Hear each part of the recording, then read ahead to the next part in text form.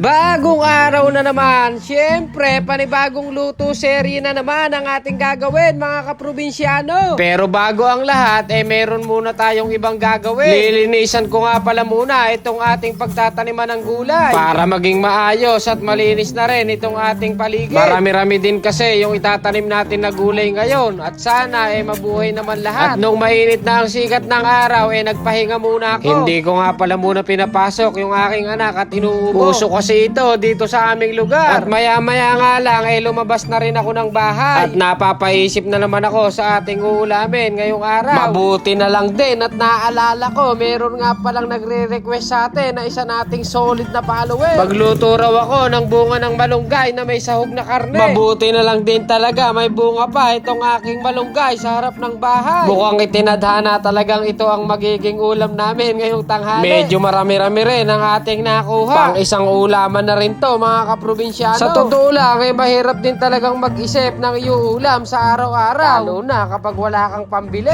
Eto at kukunin ko na nga sa rep ang ating panahog na karne. Charan! Ang mahiwagang karninas. Yan po talaga ang request na sahog ng isa nating solid na supporter. Miss na raw kasi niya yung bunga ng malunggay na may sardinas. Matagal na raw niyang hindi na iuulam ito. Total medyo matagal din naman itong ihanda. Magsa-shoutout ulit tayo ng ating mga solid na supporter. Una-una na nga pala dyan ang nag-request ng ating iluluto ngayong araw na si Sir Joel Mansion ng Valenzuela City. Shoutout po sa'yo. At sumunod naman po kay Sir Oliver Del Rosario ng Saragosa, Sir Anthony Matias at Sir Kim Chad Feliciano. Shoutout din po kay Ma'am Jennifer Espinola ng Tarlac City, Sir Jom Joven Cesario ng Japan at si Sir Paulo Reforma ng Qatar. Malayo-layo yata yung narating ng video natin dun Idagdag pa po natin si Sir Liz Jan Fernandez, Sir J. Bulaw, Ranilon Alberto, Sir Marvin Yango ng Sumakabeste at ang panghuli si Sir Christian Cabana ng Valeriana. Maraming salamat po sa inyong solid na suporta. Baka naman i-share nyo na. Kaka-shoutout ko at nagigisa na pala ako. Iginisa ko lang sa bawang at sibuyas sa kakamatis at kaunting halubaybay na bagoong. At nung bagisa ko na nga ng maganda nilagay ko na rin itong sahog natin na karninas. Napakasimpleng ulam nito mga kaprobinsyano. Hindi ko lang alam kung nag-uulam din po kayo nito. Ako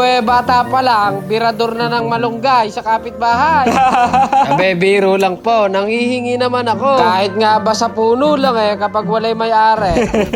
Sa tawa naman, nilagyan ko nga rin pala ng kamote. Meron kasi rito na ilang piraso na natira si Mrs. Mukhang masarap din ka kung ihalo ito. At naglagay na nga rin pala ako ng isang mangkok na tubig. Tapos takpan na natin at diretso na nating palalambutan itong mga gulay. Nakatikim na po ba kayo ng ganitong pagkakaluto dito sa bunga ng malunggay? Kung hindi pa po, try nyo na. At paniguradong gaganahan kayong kumain. Muntikan ko pang makalimutan kaya pala medyo mataba. Wala pa palang sisuling kaya ito nilagyan ko na. Pagkalipas nga ng ilang minuto pa, eto na, luto na ang ating bunga ng malunggay na may sardinas. Kitang-kita nyo naman yung aircon sa aking sambra. At tinikman ko na nga muna ulit bago ko hanguin.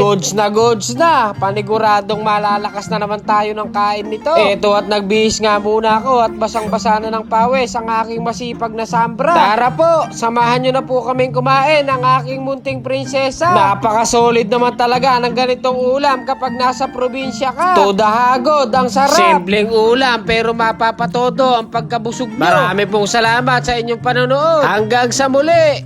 Bye!